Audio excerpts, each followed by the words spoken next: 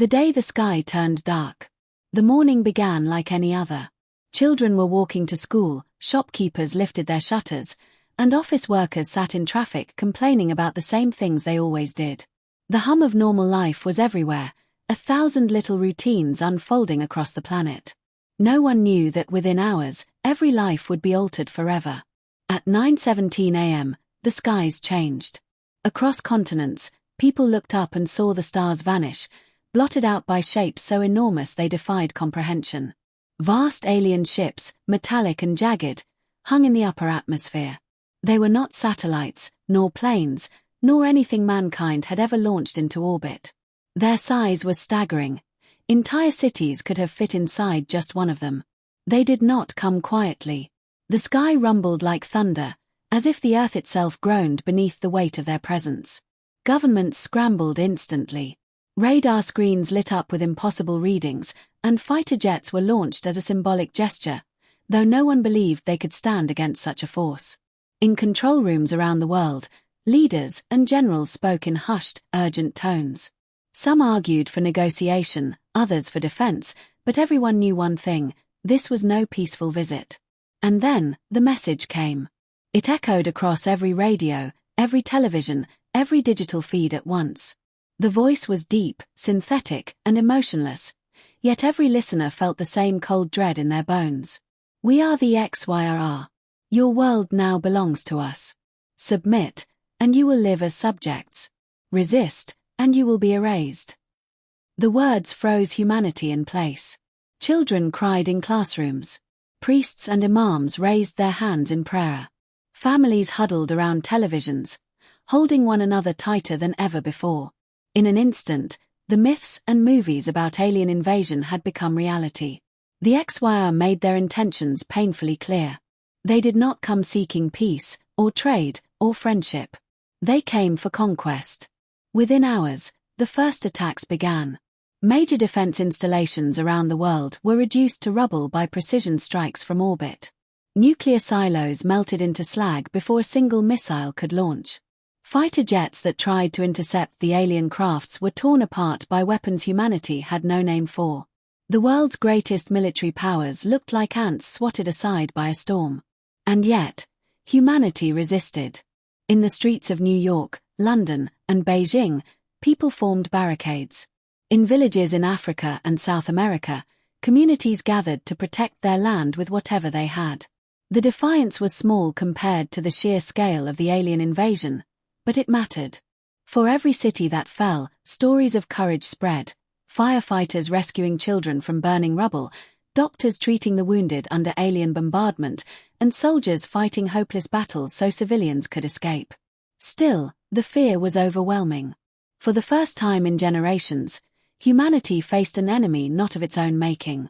This was no human war, no conflict of nations or ideologies. This was survival itself.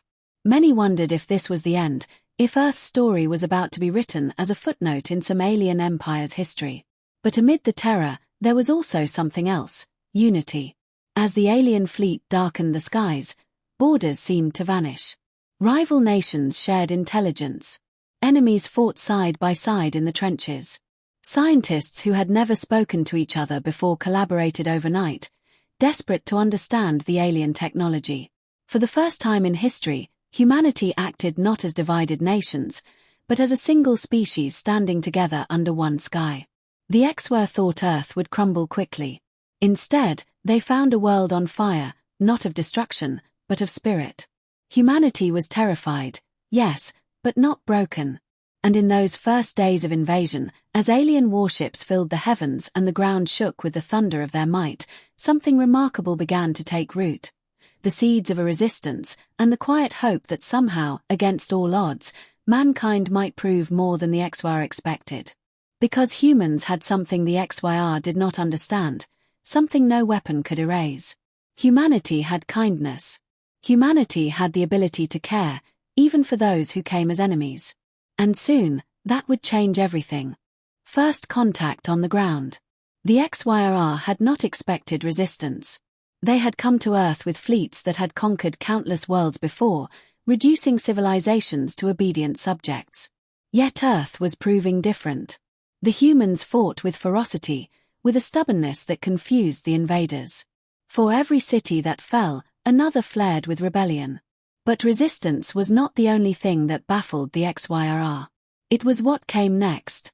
In a ruined village on the outskirts of Warsaw, a squad of XYR soldiers advanced cautiously through the smoke. Their armor gleamed with an oily sheen, tall and angular, their movements precise and mechanical. Their orders were simple: secure the area, eliminate resistance. They found none. Instead, they found rubble and survivors. A collapsed apartment block had left several humans trapped beneath stone and twisted steel.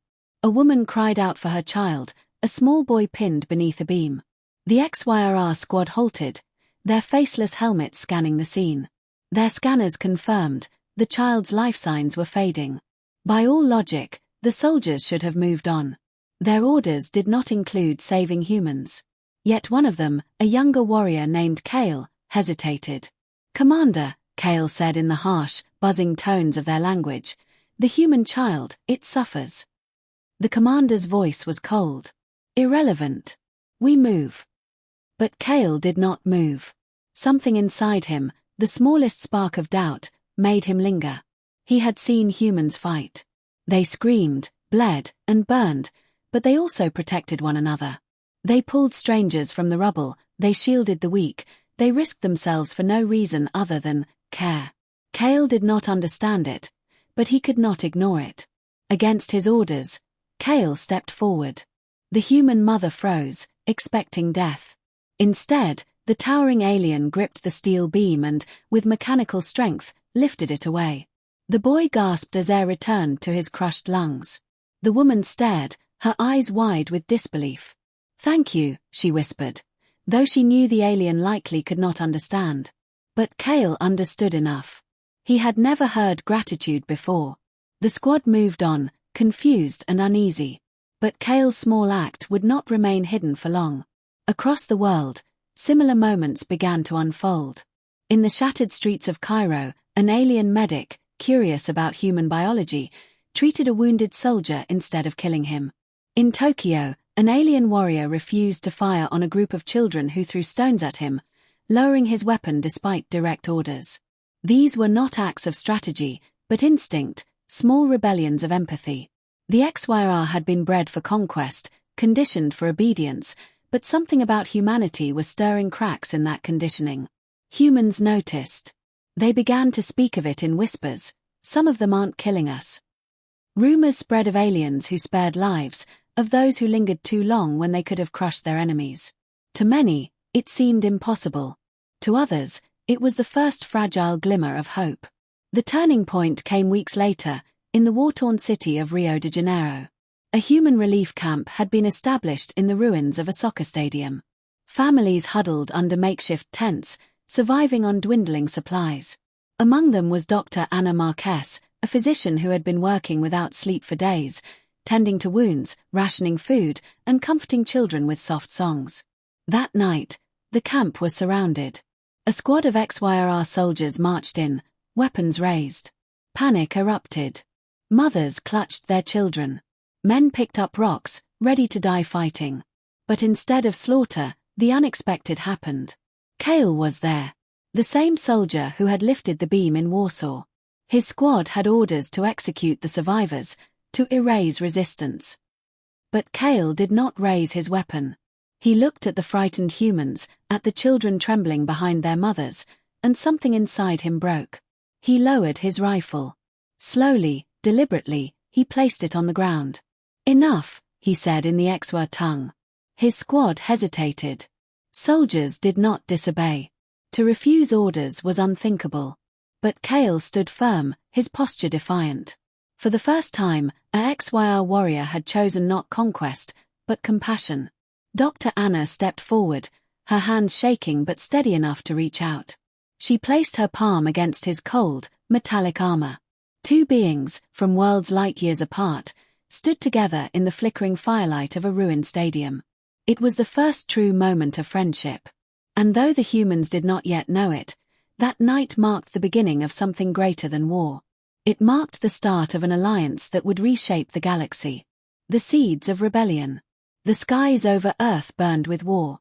Alien ships still hovered in orbit like black scars against the stars, their presence a constant reminder of humanity's fragility. Cities still smoldered, battlefields stretched for miles, and millions lived in fear of annihilation. Yet beneath the ash and ruin, something unexpected was beginning to take root. Not all the HFY were obeying orders anymore. Word of Kale's defiance spread like wildfire. At first, it was whispered only among the soldiers, a dangerous rumor. A warrior laid down his weapon. A warrior saved humans. For the HYR, such disobedience was unheard of, treason punishable by death. And yet, others found themselves hesitating too. They began to notice the same things Kale had, the way humans clung to one another even in despair, the way they fought not just for survival, but for love. To the HYR, bred for conquest, loyalty had always been to the Empire. To humans, loyalty was to each other. That difference struck deep. On the front lines of Berlin, another soldier faltered. His name was Vera, an elite sharpshooter known for her precision. She was ordered to execute a group of human captives, yet as she aimed, she caught sight of an elderly man shielding his granddaughter with his own frail body. Vera hesitated, her trigger finger trembling. In her mind echoed Kale's act, the story she had sworn to dismiss as foolish. But in that moment, the Empire's orders felt hollow. Instead of firing, she lowered her weapon. The captives escaped into the night. And with them spread the tale, another one spared us. Meanwhile, Kale had become a hunted soldier within his own ranks. His defiance in Rio had been reported to the higher command. Yet before they could seize him, humans smuggled him away, hiding him like one of their own. Dr. Anna led the effort, speaking to him in broken words, teaching him human language, showing him that kindness could be more powerful than fear. Kale struggled. His conditioning screamed at him that he was betraying his people, that he was weak. But each night, as he watched Anna tend to the wounded without asking for reward, he felt something shift inside. "You fight without weapons," he told her one evening, his voice guttural, uncertain. Anna smiled faintly. Sometimes compassion is the strongest weapon. Kale did not fully understand, but he wanted to. High above Earth, in the command ships, the HYR overlords grew restless. Reports of hesitation among the troops were multiplying. Entire units delayed their attacks. Captives were escaping. Some soldiers even abandoned their posts. Contamination, the supreme warlord snarled. The humans infect them with weakness. Plans were drawn for purges within the army. Soldiers suspected of disobedience would be executed. Fear was meant to restore order. But fear was no longer enough. Back on Earth, something even more extraordinary was happening. Humans and defected HYR were beginning to work together. In the ruins of Paris, Kale and Vera met for the first time, brought together by human resistance leaders. At first, the tension was unbearable. The humans still remembered the destruction the HYR had caused. The defectors still bore the weight of their empire's power. Yet necessity forced them into uneasy cooperation. Together, they mapped alien patrol routes, sabotaged supply lines, and even carried out rescue missions. For the first time, humans were not just surviving, they were fighting back with allies from the very race that sought to enslave them. The first true test came when a convoy of alien war machines advanced on a refugee camp in northern Africa. Humanity had no hope of defending it alone. But Kale, Vera, and a handful of defectors stood beside them. When the machines arrived, the battle was fierce. Humans fought with desperation, aliens with precision. And for the first time, they fought together. When the dust cleared, the convoy was destroyed. The camp was safe. And in the silence after the battle, a human child approached Vera, holding out a crude drawing of a starship and a smiling alien. She stared at it for a long time before gently taking it in her armored hand. In that moment, she realized, she was no longer a conqueror. She was something else, something she had never imagined. Across the galaxy, the HYR Empire believed it was breaking Earth's spirit. But in truth, something far greater was happening. The birth of a friendship that could change the fate of two civilizations forever.